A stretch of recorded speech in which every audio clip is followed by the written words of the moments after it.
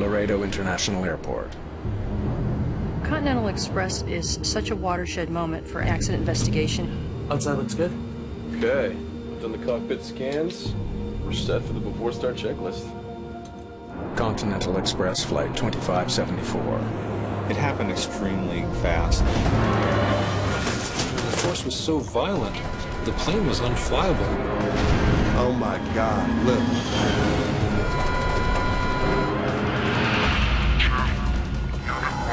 I was a little bit scared when I first saw the wreckage. I told him that I thought it was a bomb went off. Kaboom! The wreckage will tell a chilling story. If they had strictly followed those procedures, this accident should not have happened. Of good intentions, gone terribly wrong.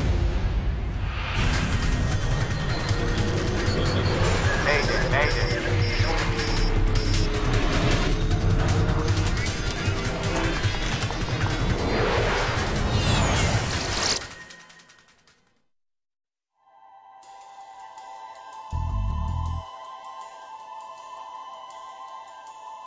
Handling 2574. They're going to bring everybody in on 26 or 27.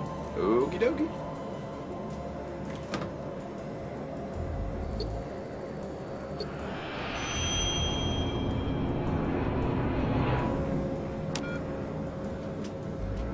Autopilot off. Continental Express, Flight 2574, and its 11 passengers, nears the end of its 1-hour flight from Laredo to Houston, Texas.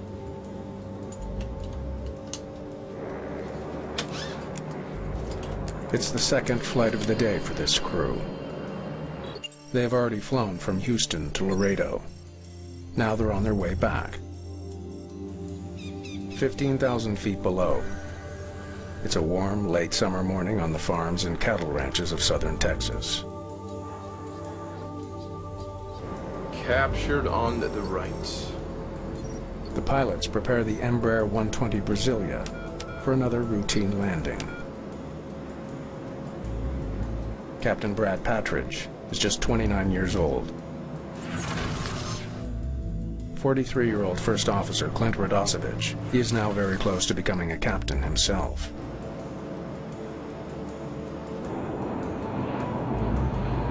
They are 110 kilometers from Houston, home for both pilots. Pushing this descent, making like the space shuttle.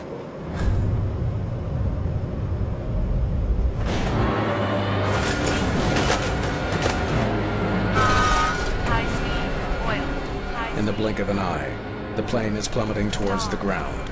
It drops 2,000 feet in just a few seconds.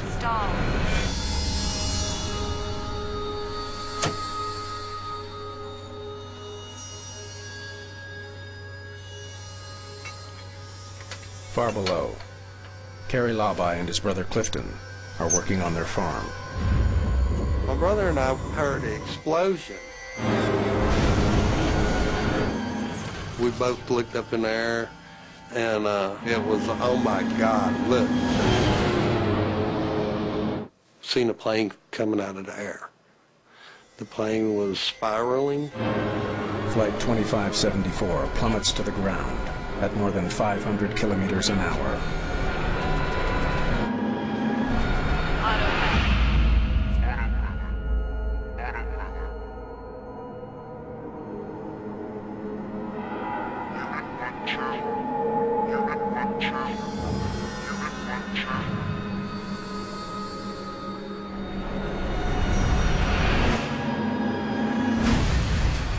When it hit the ground, there was a massive explosion. My brother said, "Let's go." And I said, "Man, I really don't think there's anything I want to see there." When I made the 911 call, they were asking for directions, and I told them, I said, all you have to do is follow the smoke. What we see on the ground is not recognizable in any shape, form, or fashion as having been an airplane. Firefighters find the smoldering wreckage of the aircraft in the middle of a farmer's field near Eagle Lake, Texas, just 110 kilometers west of Houston.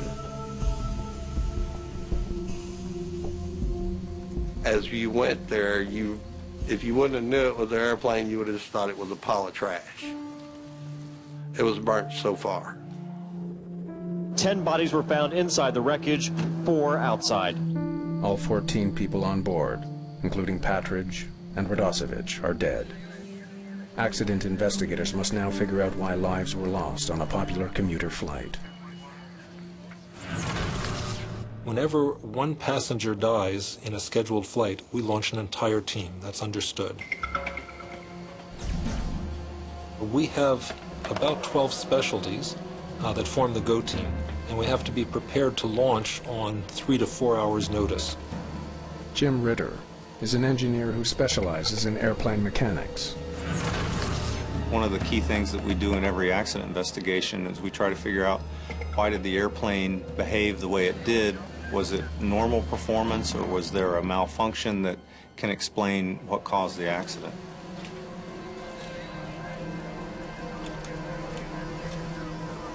I was a little bit scared when I first saw the wreckage. The airplane was destroyed, and there wasn't a lot to go on. Deepak Joshi is an expert on the structure of the aircraft itself. I went straight to the main wreckage where I found most of the airplane. My first order of business was to locate the 4 corners of the airplane.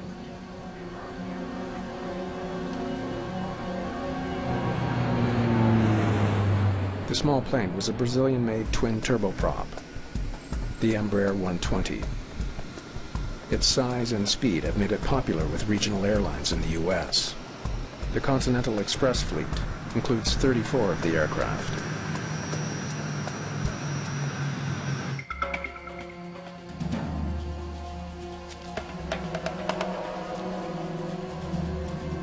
The first day when we got down there, I led the group in terms of interviewing 6 witnesses.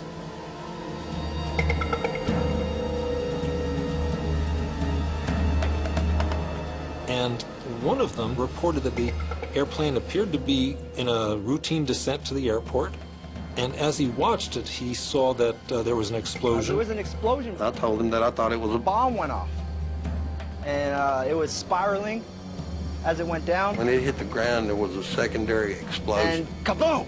The primary explosion is what caused us to go, oh my God. I could see a hole in it. It looked like it had a hole in it about the size of a Volkswagen. The eyewitnesses were unanimous that the airplane was on fire before it reached the ground. Seen this plane, solid fire, just the outside wings and going straight down. The wing was blown completely off, and it was just dangling there. The eyewitness testimony is compelling. An onboard explosion caused by a bomb seems like a very real possibility.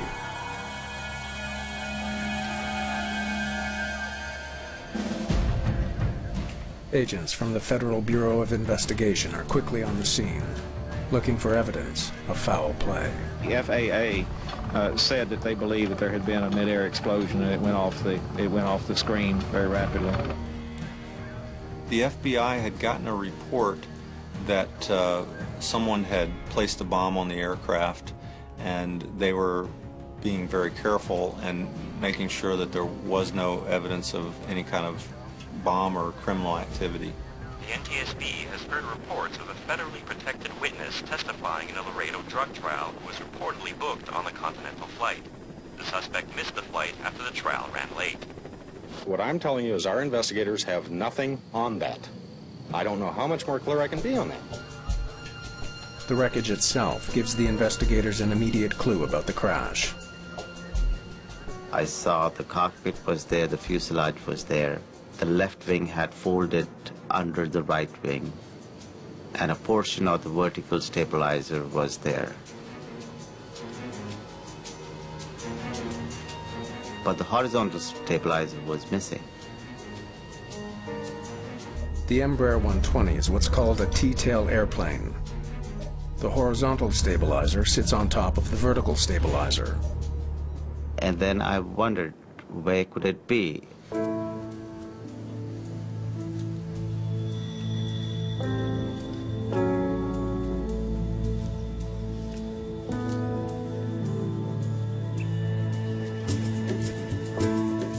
200 meters away, well back from the main wreckage, Joshi finds the missing tail section.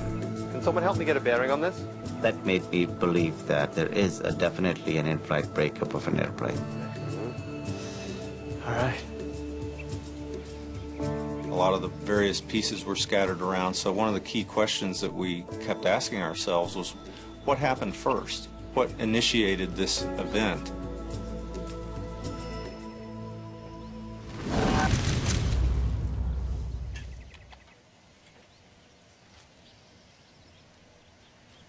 I'm guessing that tail came off at about 9,000 feet.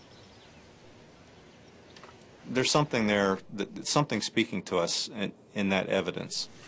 Deciphering the message won't be easy, but as the story of Flight 2574 unfolds, investigators will uncover a shocking accident scenario unlike anything seen before.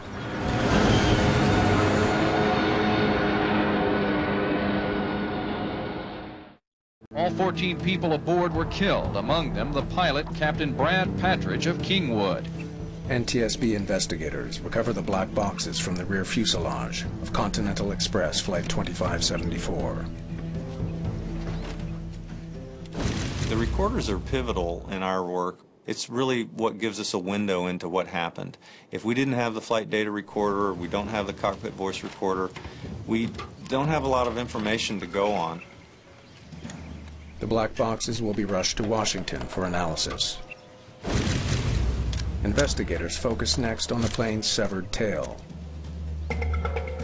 There is a missing piece of the puzzle, and it does not reach the main wreckage. That's where the focus tends to go. From its position 200 meters back from the rest of the wreckage, investigators can tell it was one of the first parts to come off the plane.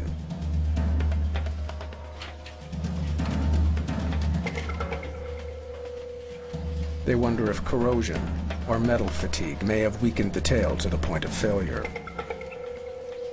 When a piece of metal bends back and forth over time, it eventually snaps. Called fatigue, that failure is identified by a smooth, clean break. We started to look at the fracture surfaces of the vertical stabilizer. But the edges of the tail section aren't smooth. They're jagged. In this particular accident, we did not see any brown color rust. No corrosion, no fatigue. The fracture surfaces clearly indicate that the tail was ripped off suddenly. In Washington, NTSB technicians open the black boxes. The cockpit voice recorder is our single most important piece of evidence. It records everything that's said, all sounds in the cockpit for the last half hour before impact. You can hear cockpit sounds that can be very helpful. So you can hear what the engines are doing, you can hear a whole bunch of things. We do analysis on that. But no voice recorder comes with a guarantee. It's a complicated piece of electronics, hooked up to several microphones. After slamming into the ground at almost 500 kilometers an hour, there's a chance the recording may be damaged or lost. In Texas, the FBI field unit finishes testing remnants of the plane for any residue from explosives.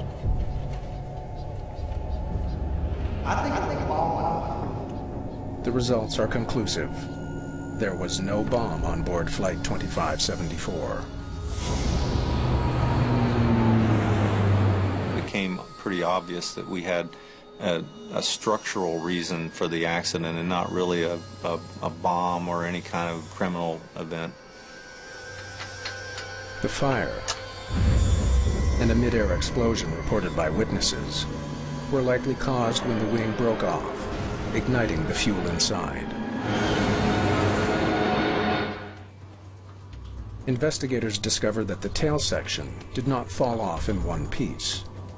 I noticed that the leading edge on the left side horizontal stabilizer was missing. This is very unusual. Maybe a small section of the leading edge would be missing, but not the whole complete 10-foot section. The leading edge on the right side is still attached to the stabilizer, but the one on the left is missing entirely. So, when did this piece break off? A key question there is, what was the first part that came off of the airplane? Because a lot of times the initiating event is going to be found in those early parts that break from the airplane in an in-flight breakup. It's now vitally important for investigators to find the missing leading edge. It's a piece of molded composite material 3 meters long. Its rounded shape allows air to pass smoothly over the stabilizer. But the missing piece can't be found anywhere near the crash site. We really needed it, and there was a growing frustration because we thought this part was critical. Without it, they don't have all the pieces of the aircraft. More importantly, they're missing the piece that most likely came off first. That piece of evidence was very, very important for this investigation, and we made our best effort to find this leading edge. As searchers combed the area, Jim Ritter receives a copy of the CVR data from the lab in Washington. The good news is that the recording is intact. The pilot's final moments have been clearly captured. Radio check. Ritter wants to see if they discussed a developing crisis, or perhaps were forced to make a sudden maneuver to avoid an oncoming obstacle. If the airplanes are flying within 6,000 to 8,000 feet, you might have some involvement of birds. But the twin turboprop was flying much higher, well above any threat of a bird strike. Radio check. I can hear you loud and clear. As you also. Okay, I'll get you some ATIS. But the CVR is mostly filled with the sound of controllers giving the pilots routine instructions. Jetling 2574, say your heading. 050. Jetling 2574, roger. Fly heading 030. And normal conversation between the pilots. Got a few days off coming up. Gonna head down to the coast, a little R&R, a little golf. There are no hints of trouble on this flight until the first officer pushes his plane into a rapid descent towards Houston.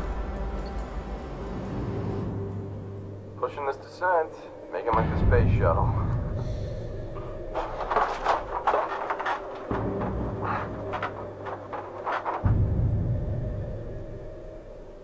Well, the CVR showed us that the flight crew was totally professional. I mean, they were not doing anything that they shouldn't have been doing.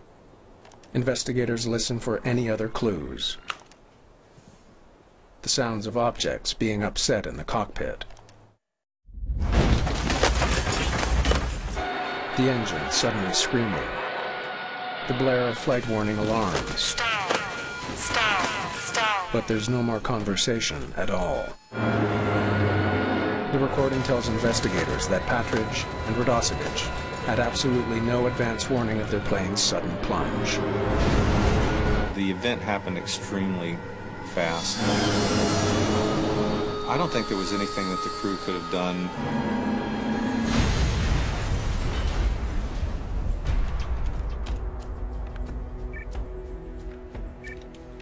An analysis of the flight data recorder comes to the same conclusion. We didn't see anything unusual about the accident flight until the very instant that we had the pitch down. Until the plane went into a dive near top speed and broke up, there was nothing abnormal about this flight. The cause of the crash remains a mystery.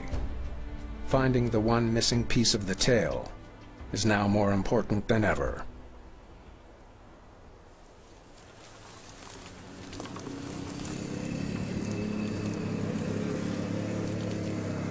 We were doing marches through the area, and after several days went by, it was difficult. We had flights by the local volunteer groups were flying over the site. They're searching a 12 square kilometer area for a 3-meter-long composite piece.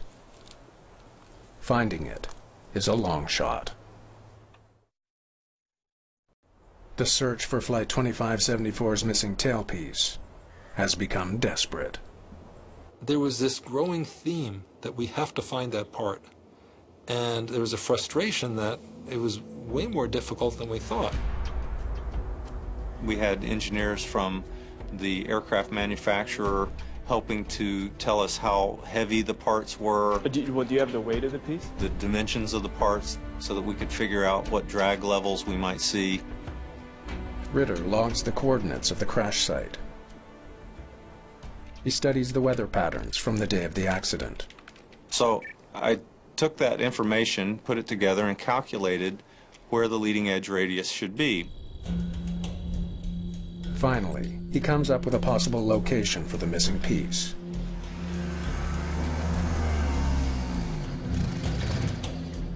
I think it's somewhere in here. Over the next couple of days, we went to that area and we laid out a grid to search for it. We searched for it on in the four-wheelers and in the helicopter. On the third day of the search, some good news. We were flying over the Texas countryside, big cattle country. Suddenly the pilot sitting next to me said, "I think I say it." The piece is in the area predicted, but it's so well camouflaged that it was nearly impossible to spot. People had walked by it hundreds of times, but it just happened to blend in with the cattle fence. Hey Jim, we found it, and it's just where you said it was. Of course it is. You just weren't looking hard enough. We had spent several days, all day long, long days and nights, calculating where to look, and so I was elated when we finally found the part. Now that the leading edge has been found, investigators believe they finally have all the pieces of the plane. We were really excited because it's important. You want to do your best to understand what happened in an accident. And if you didn't have the key part, there would always be questions. Right away, they noticed something unusual. The evidence indicated that the leading edge upper surface holes were absolutely clean. No elongation, no damage. But the holes that hold the piece to the bottom of the stabilizer look quite different. The lower surface holes onto the leading edge were elongated.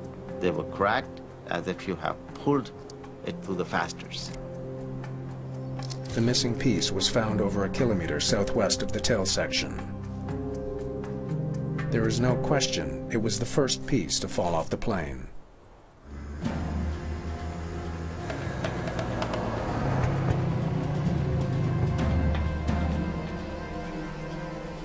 See, look here, look here. Absolutely perfect on top, but destroyed at the bottom. The fact that the screw holes on the top of the leading edge aren't damaged presents a frightening prospect. It looked like there was no screws attached onto the top surface of the horizontal stabilizer leading edge. The discovery presents the team with two important questions. Why were the screws missing? And could losing this actually cause the plane to crash? The leading edge improves the aerodynamics of the plane, but it's not a moving part that controls direction. It's hard to see how losing it would cause the plane to plummet from the sky. At that time, I was kind of surprised that losing a composite leading edge would actually cause such a severe impact. Now that all the pieces of the plane have been found, the investigation moves to NTSB headquarters in Washington, D.C. Well, we were just trying to put all the pieces of the puzzle together and try to make sure that we understood what the motion of the airplane was after the leading edge radius broke off. The horizontal stabilizer is like an upside-down wing.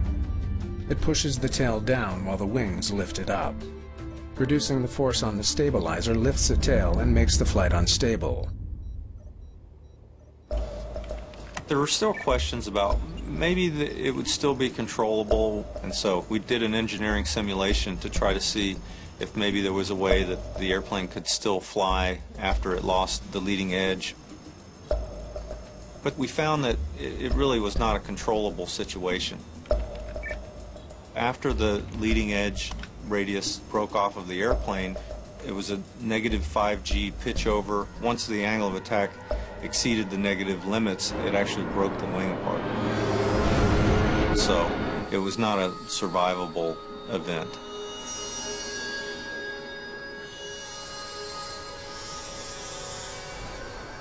The simulations are conclusive.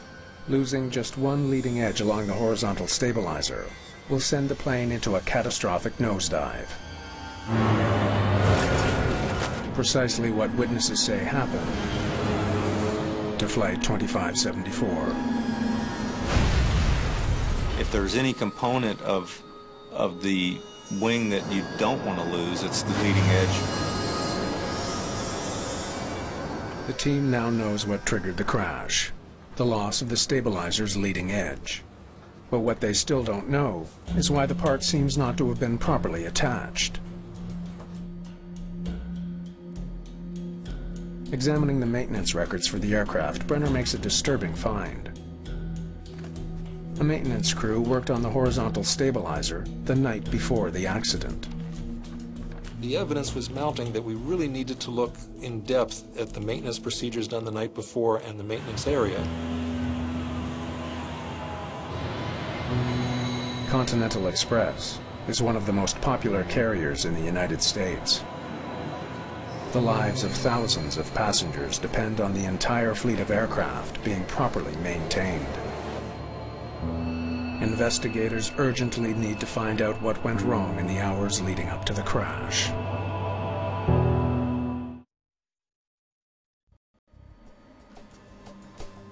NTSB investigator Malcolm Brenner travels to Houston Intercontinental Airport to talk with a maintenance crew that worked on the plane the night before it crashed.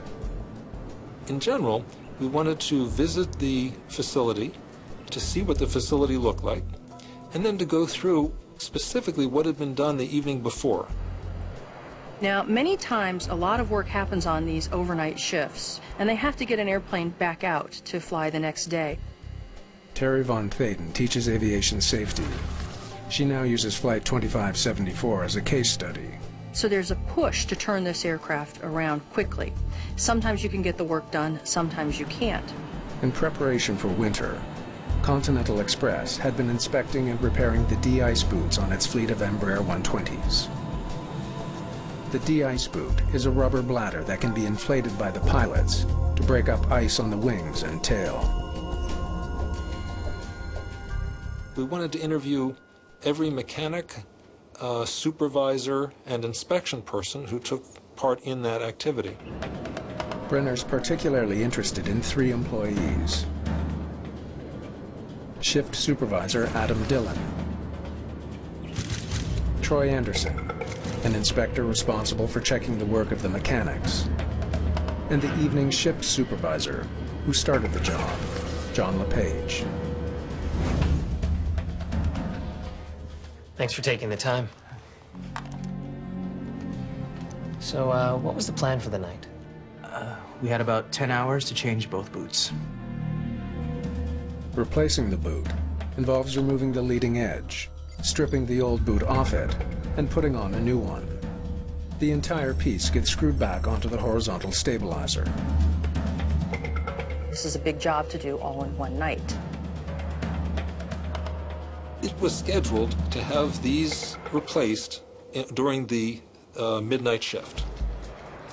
Somehow, the evening shift had some extra time and decided they can help out, get this airplane out, so we'll get it started.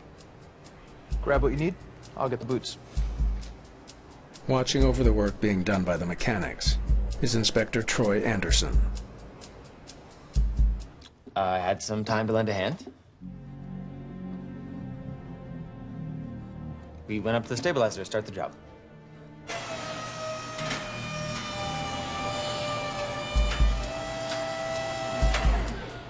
The mechanic started working on the bottom.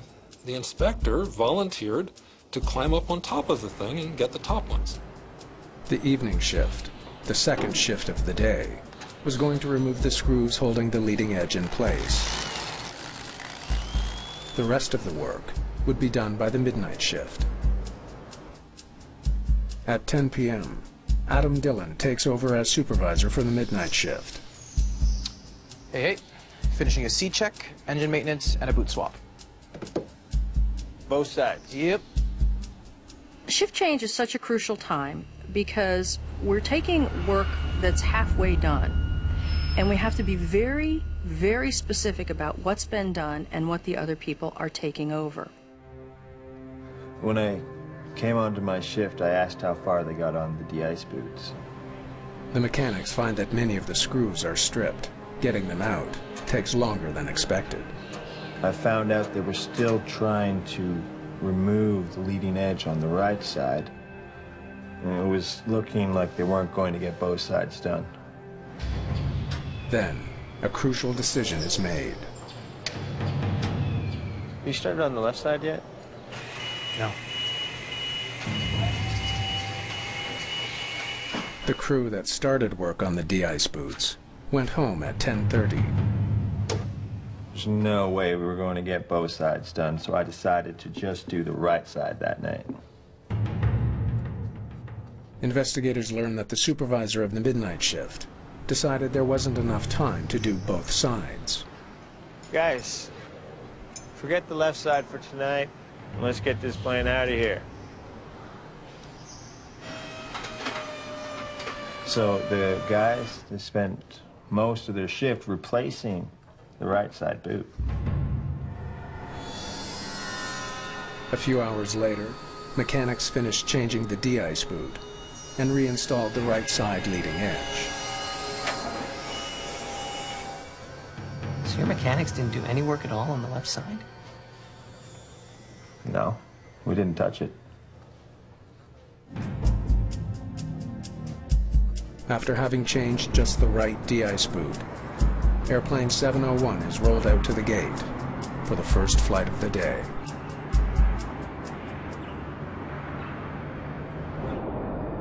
Three hours later, the left leading edge rips off the tail, causing the aircraft to plummet almost 12,000 feet to the ground.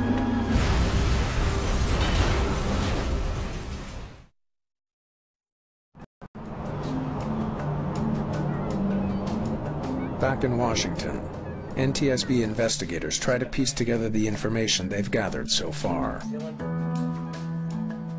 And Lepage. The individual mechanics, the supervisors, in general, I thought we had good cooperation. They did describe what they were doing. I think they were credible. I believe they were trying to help. Where was Anderson if he was helping? We had about 10 hours. No way we were going to get both sides done. I had some time to lend a hand. The second shift. Investigators are almost certain that the screws were removed from the top of the left side leading edge and never replaced. But maintenance workers insist they only worked on the right side. Investigators are puzzled. So the second shift started the job. These guys, they started on the right side. Their inspector, he helped them. It's always dangerous when you change from one shift to another shift, and that's why there are very strict procedures about that. They were bypassing them. The inspector jumped in to get this airplane moving. That was all disturbing. Did he ever say what he did up there? Yeah, that's great. Let me see that. Help the mechanics remove the de-ice boots. What does that mean?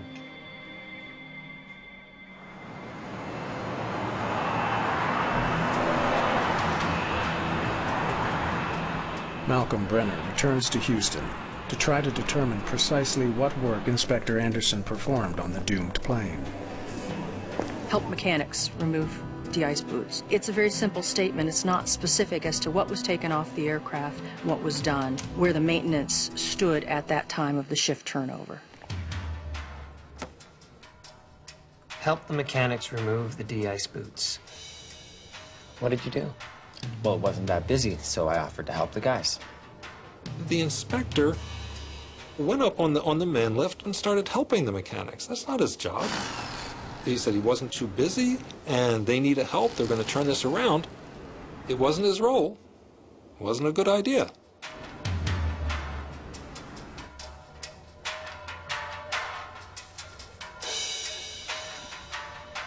So what side did you work on, Troy? Just the right?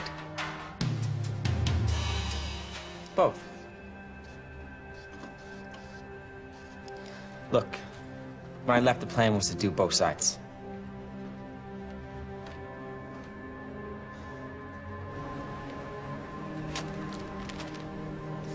For me, the most disturbing was the inspector. He was up there and he was the one who actually took the screws off. Part of the philosophy of maintenance is that you have one group that does the work, and then you have another group, the best of the best, the cream of the cream, who are then inspecting the work, and their function is to sign off and make sure that this work is being done properly. He had a bag of 40 screws, and he left the bag of 40 screws that he took out on the man lift for the oncoming shift. You started the left side yet? No. I spoke with the second shift supervisor. We decided to skip the left side. So he asked the supervisor, have you done any work on the left side? The supervisor looked up and said, no, not that I know of. Guys, forget the left side for tonight, and let's get this plane out of here. No one on the midnight shift knew that Anderson had started pulling screws from the left side. The work records weren't done. And the procedures, even though they're in place and should have worked, they weren't followed. Did you give your mechanics the paperwork to fill out on the job? No. Sometimes the paperwork takes longer than the job itself. On a shift turnover, that's one of the critical things that you have. You have a written record that anyone can go back to. It wasn't done. None of the mechanics from the evening shift filled in the cards which detail the work they've done for the next shift.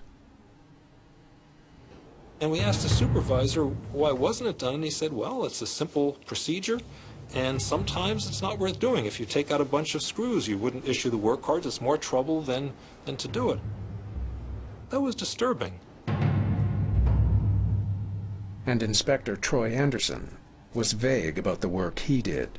His write-up didn't really describe the fact that he took the screws out on the left. He did not see his role as a mechanic on that aircraft, so I think perhaps he didn't take writing on those cards as seriously as he should have, because that was the mechanic's job to do that. A failure in routine maintenance caused the crash of Flight 2574, but there is still one lingering question. Captured on the right. The plane flew more than 800 kilometers before the leading edge tore off. It is pretty amazing that the horizontal tail stayed intact for that first flight. Pushing this descent, making like the space shuttle. Why didn't it happen sooner?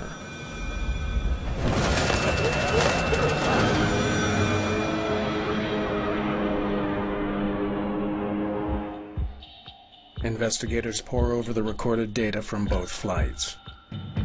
They compare flight parameters like speed, heading, altitude, in search of anything that might provide an answer.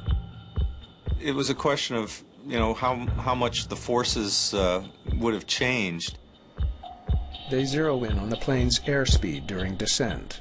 Just before its fatal dive, Flight 2574 hit a speed of 260 knots. Though safe under normal conditions, that's close to top speed and 44 knots faster than the previous descent. They conduct a study to confirm suspicions that those 44 extra knots were enough to trigger disaster. The leading edge stays on at 216 knots, the plane's maximum speed during the first flight. The aerodynamic forces never quite rose to the level that they did on the accident flight. But an increase of 44 knots drastically increases the amount of drag on the leading edge. once the plane got up near its maximum speed, it had this failure waiting to happen.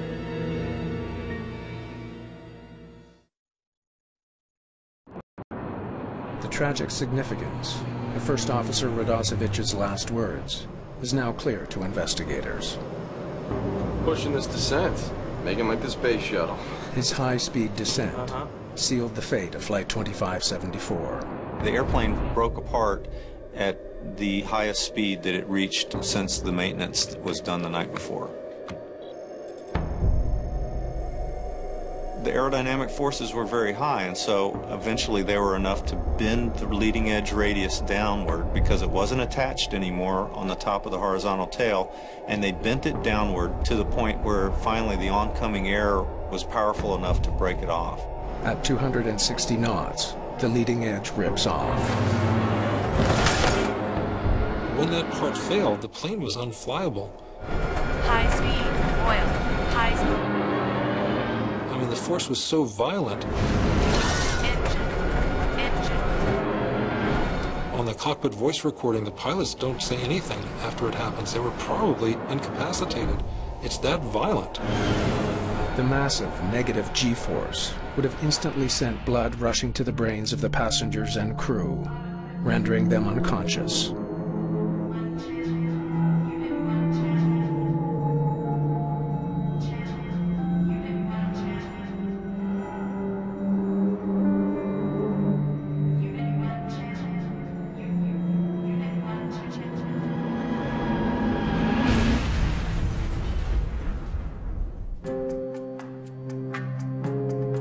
The NTSB blames the accident on the failure to reinsert all the screws holding the left leading edge to the tail.